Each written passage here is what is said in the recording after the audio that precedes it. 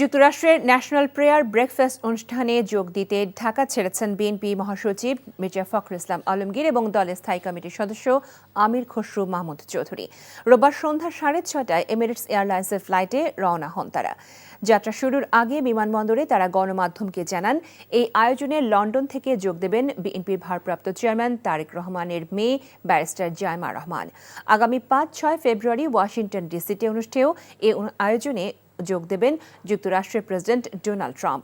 এবছর বিএনপির 3 নেতা, দলের ভারপ্রাপ্ত চেয়ারম্যান তারেক রহমান, দলের মহাসচিব মির্জা ফখরুল ইসলাম আলমগীর এবং স্থায়ী কমিটির সদস্য আমির খসরু মাহমুদ চৌধুরী এই অনুষ্ঠানে আমন্ত্রিত ছিলেন। তারেক রহমান ন্যাশনাল প্রেয়ার ব্রেকফাস্টে যোগ দেবেন না। তারেক রহমানের পরিবর্তে তার মেয়ে ব্যারিস্টার জাইমা রহমান এই অনুষ্ঠানে বাবার প্রতিনিধিত্ব করবেন।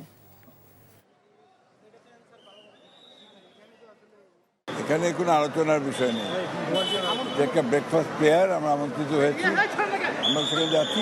সাইড লাইনে কিছু আলোচনা হবে, কথা হবে।